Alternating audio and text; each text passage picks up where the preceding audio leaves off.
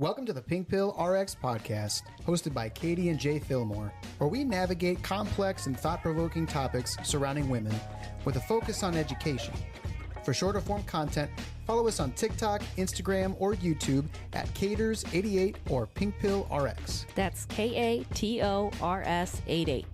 If you enjoy this podcast, please give us a follow and maybe a nice review. Well, we got to talk about something that's kind of sad, but kind of not sad, but it might be sad for you guys listening. We are going to go on a break during the month of September to regroup.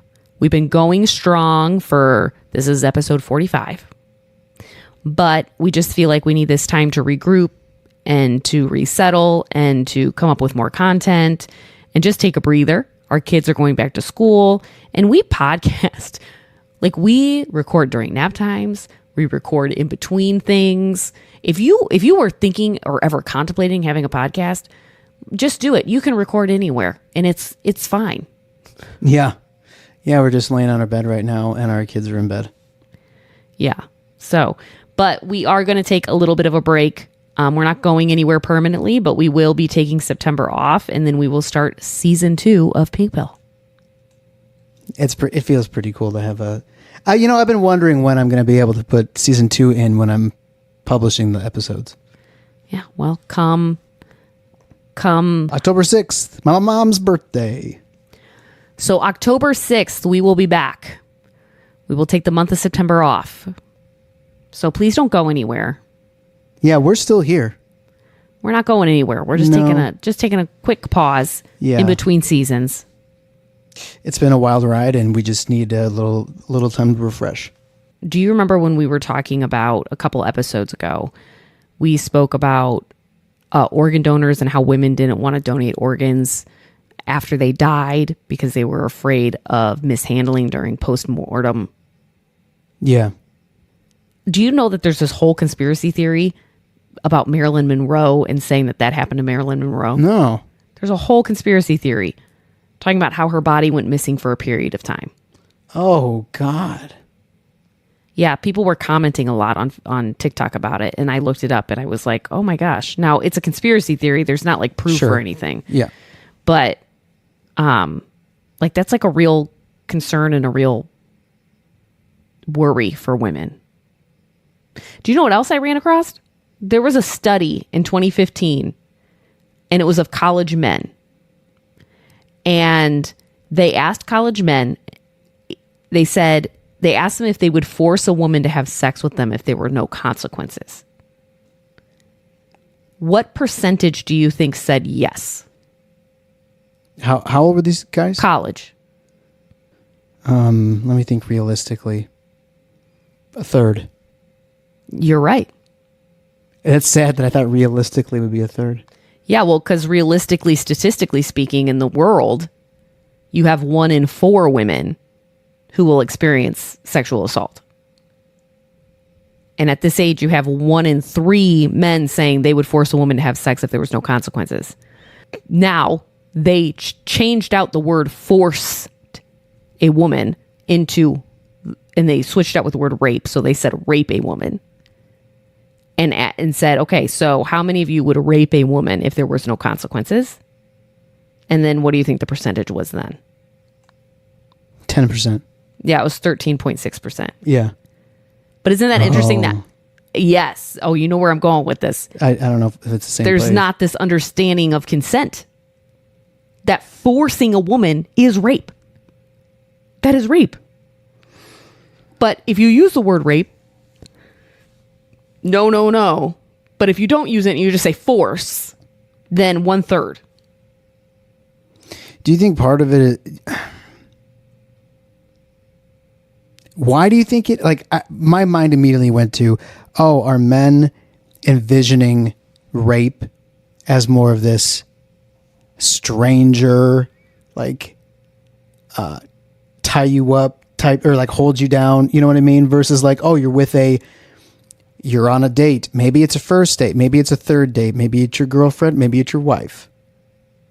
And they're not giving consent but it's not like they're like physically fighting you, but they've said things. That's rape. I'm not saying it's not. What I'm saying is, are a third of guys not considering that rape? Yes. I'm pretty sure a third of guys don't understand what rape is. That's what I'm saying. Like, they think it's something else. Which is a huge problem. Yeah, because it's the same thing, but the difference is like 20%. So is that 20% of guys there think forcing and raping are two different things? Yes, that's what they think. That is... Oh. Or maybe that's not what they think. Maybe they just can't sit with the reality that that's what rape is. Maybe. Yeah, maybe. And so they wouldn't admit to doing that. Yeah. I don't know. College campuses, though, are such high risk for, like, I mean, for both men and women, but I mean, for women especially. And there's like a season for it, too. What do you mean a season? Like, the highest chances of it happening to you are in the first semester of college. It's known as the red zone. It's the period during the first few months of the academic year, especially for first-year students, when the risk of sexual assault is highest. Research consistently finds that first-year women are at the highest risk for sexual assaults. Studies show that rates of unwanted sexual contact are highest in the first year, and the decline as students progress with greatest risk concentrated in the first semester or the first few months of school. The red zone concept refers specifically to this heightened risk during the initial weeks on campus. Researchers note it holds true across different types of sexual assault, drug and alcohol-facilitated assaults, as well as attempted or completed forcible rape. Some of the reasons for elevated risk include newfound independence, limited supervision, unfamiliarity with campus safety resources, an increase in socialization, participation in parties, and alcohol or substance use, especially in unfamiliar settings with new acquaintances.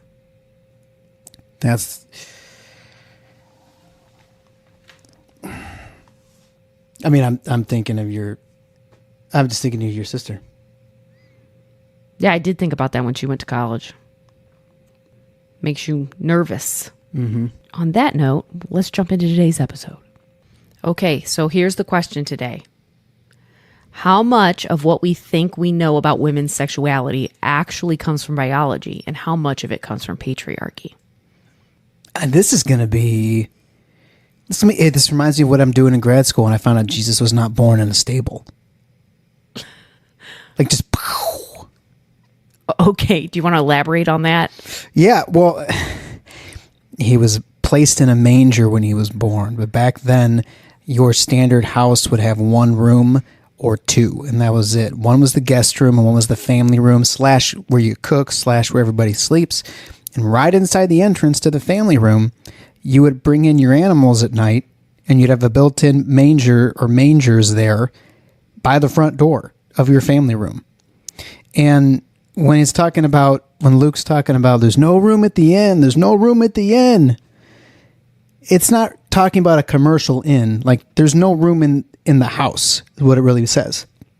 And that's why they're staying where the mangers are at in the family room instead of the guest room. Because Joseph was a descendant of David, and everybody would welcome them into their home to help an expectant mother, let alone one who's a descendant of David. I love how me bringing up women's sexuality and patriarchy immediately made you think about Jesus being born in a manger. Why?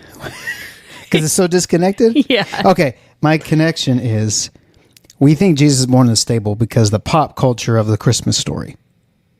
Right. So how much it is pop culture and how much it is like more accurate history or translation. So here it's how much is it biology versus how much is just patriarchy culture. I get it. It's on my mind. My mind was blown the other day. Well, this story, doesn't go as what was taught in health class. That's for sure. Okay. Well, let's get into it. So we're going to go back in history. And in the ancient Greek and medieval European world, reproduction was often explained through a 2-seed model.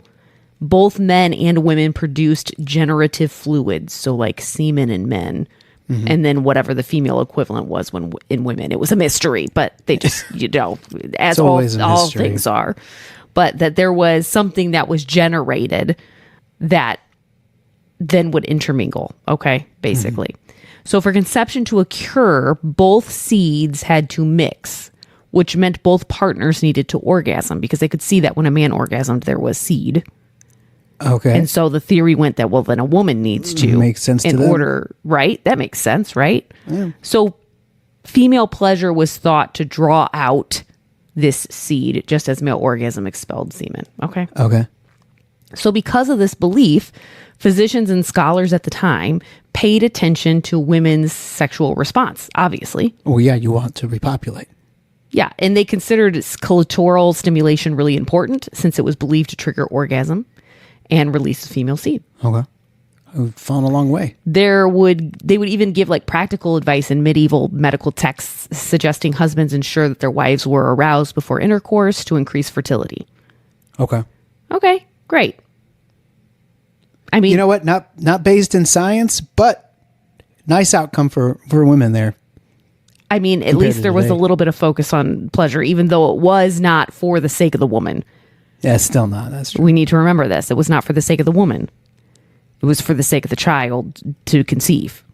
Okay, so it really wasn't about women's pleasure, but at least there was some interest in the anatomy of women and how to actually pleasure women. Yeah, the byproduct of this had some benefit to it. Okay, so by the 17th century, new anatomical studies were done and it shifted reproductive theories and they moved away from the two-seed model. And once it was argued that women did not contribute genetic material, that women were only a womb or a vessel, the female orgasm no longer necessary. And that shift effectively erased medical interest in women's pleasure from essential to life itself to be completely irrelevant and even suspicious. And I'll get into that a little later. So when orgasms were tied to male priorities, aka babies, women's sexual response was studied and valued. And when science decided women's role in reproduction was passive, the female orgasm stopped being studied at all until the 20th century. So it's like 300 years. Hundreds of years. Yeah, like once science figured out that women could conceive without it, they were like, they don't need that. By the Victorian era, women's pleasure was actively denied. And dominant medical opinion suggested that respectable women were naturally passionless, while only fallen women, like prostitutes and adulterers, experienced lust and pleasure. That's so like religious superstition. It reminds me of like witch trials, like which we've talked about, right? You know, Scarlet Letter with the Crucible. So this gave rise to the cultural myth that women didn't have strong sexual urges. Oh. Or that orgasms were rare, unusual, or even pathological in women. Those ideas are still floating around, though. Exactly. This is where it gets its roots in. Oh, man. And psychoanalysts like Freud, deep into this, he claimed that clitoral orgasms were immature and that mature women should only orgasm through vaginal penetration. If not, they were labeled neurotic or frigid. Jeez. So even when it was acceptable for women to orgasm, they had to orgasm the way that men wanted them to. Yeah, that feels very, very controlling. Like, you can't... Well, if you do, it's supposed to be this way. Between the 17th century and the mid-20th century, women's orgasms were treated as unnecessary, suspicious in good women, and sometimes pathological if it didn't match male-centered definitions. And that's how this whole female orgasm thing rose to be treated as such a myth or an anomaly or even a problem or a unicorn. In fact, until the 20th century, there was a term called frigidity, which was a medical label slapped on women who didn't want sex. They were frigid. So it was like a diagnosis? Yes. Like it was like more like a moral judgment than a diagnosis. But yes, it was like considered like medical adjacent. Like this is like what the title of that is. Like hysterical? Yes. Dang. And just obviously no exploration to, what could the root of this be? Is your spouse not treating you nicely? Yeah. What is the Do you root not feel of this? safe with that person? Yeah. Or, yeah. The erasure of women's pleasure wasn't an accident. It was an active thing that happened. They were like, they don't need that because it doesn't serve us as men. It doesn't ensure babies are made. It doesn't make me feel good about myself if I have to provide stimulation other than penetration. So that's kind of like the history behind it, right? Let's just talk about some facts now. Okay. So it's often cited that the clitoris has 8,000 nerve endings, twice as many as the penis. However, guess what?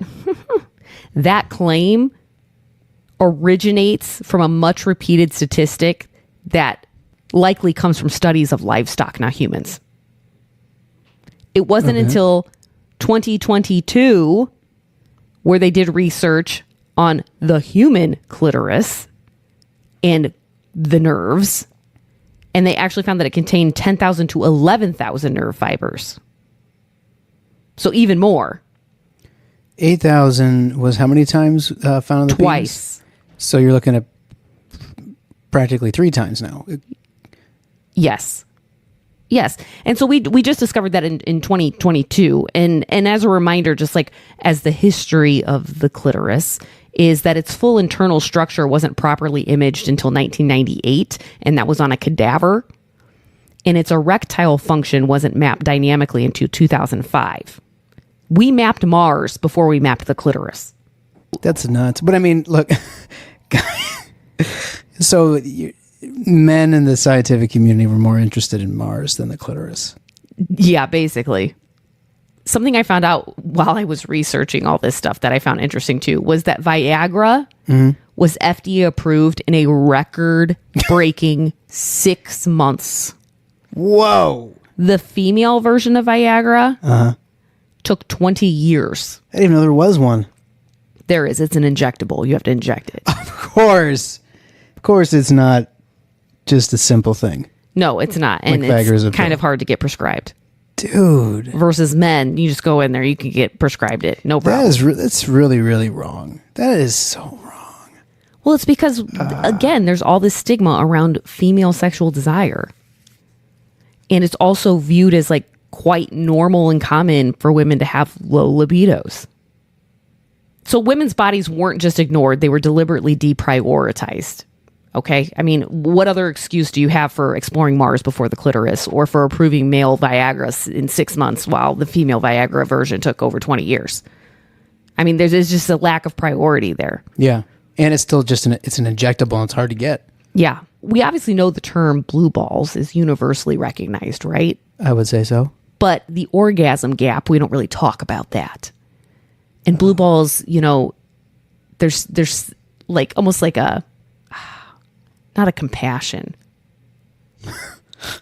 Do you know what I'm talking about? Yeah. Oh, buddy. Oh, are you kidding me? Meanwhile, women over here fighting for their lives just to have an orgasm. Men are upset because they thought it was going to happen and it didn't. Welcome to being a woman. There are wildly different figures on this number that I'm about to say, but the biggest study that I could find where I feel like probably is the most accurate is they took 52,600 people in the US and they explored the orgasm gap between the genders and different sexual orientations. And this is what they found. This isn't just penetration. This is like all forms. Okay. If you just do penetration, it's lower. So for heterosexual women, they orgasm about 65% of the time. Okay. Bisexual women, about 66% of the time. Mm-hmm. Lesbian women, 86% of the time. Yeah, that makes sense. Bisexual men, 88% of the time. Gay men, 89% of the time. And heterosexual men, 95% of the time. But I would like to point out that heterosexual women at 65%, and then you compare it to lesbian women, 86%. I mean, it's not biology that's happening here. Like, there's a gap in skill happening here. Yeah, that's definitely what it... I mean, you're right. It's not biology, so it has to be something else. And what's the variable difference there? The gender of the partner. Well, why would that make a difference? Well, probably because you're getting better treatment. This is what's interesting, though, is that they found that women experience spontaneous desire. So just the desire randomly to have sex is 15%. 15% of women experience spontaneous desire, compared to 75% of people assigned male at birth. So I should say the 15% is people assigned female at birth experience this type of sexual desire versus 75% of men. Okay. And I think that's what we look at when we say, oh, sex drive. Oh, that's interesting. Because the other kind of sexual desire isn't called spontaneous. It's called responsive. So it's women like responding to stimulus that gets them interested in having sex. Okay. Versus spontaneous, just walking down the street. Oh, I want to bang. Yeah. And I'm not saying that that's like unwomanly. I'm just saying statistically speaking that but only about 15% of women experience that compared to 75% of men. So I think that's what we see. So there's stats on responsive? Yeah, so about 30% of women experience responsive desire, and then the rest compared to 5% of men. Oh, wow. So about 30% of women experience responsive desire compared to only about 5% of men. And then the rest of the women, it was a mixture of the two. Okay. But I do think when we look at straight up sexual desire, we're looking at that spontaneous and we're not looking at the different kinds. Yeah, that's an interesting observation. And, you know, many women feel desire after arousal begins, not before. And that's just different wiring, not a lower drive. Here's where things get really interesting, though. When women live in societies that are safer and more equal, their reported sex drive skyrockets. Okay.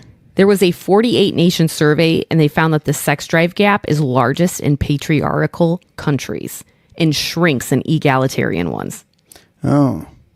There's a big scientific community that really believes that women's sexuality is shaped by culture, while men's remains more stable across contexts. When you put women in safe spaces or in spaces where they have more equality, women's sex drives increase. They even did studies with this when it came to like chores and men helping around the house. Like the more men were involved in household things, the higher their wife's sex drive was. So when women live in societies where they're safe, equal, and not shamed for wanting sex, this so-called sex drive gap shrinks or disappears. Isn't that just so interesting, though, that in egalitarian societies? It's interesting, but it makes perfect sense. Like, I'm not surprised at that. Because you're probably going to feel less stress all the time. You're probably going to feel safer. You're probably going to have a partner that you feel safer with. You know what I mean? Yeah. I mean, that makes a lot of sense. Yeah, but it's also sad that we have this whole like stereotype of women, and it's totally cultural based. Yeah, it's obviously not universal. No, and then it's also just heartbreaking how women's like were just like erased from the equation once they decided they were just vessels. And what's scary is that verbiage is coming back in the political arena. What verbiage? In some extreme circles, just women being vessels. Oh, that word does not feel good. Because then it's just like you're just involved for a purpose. You know what I mean? Yeah. Well, that's all I have for us today. I thought it was super fascinating.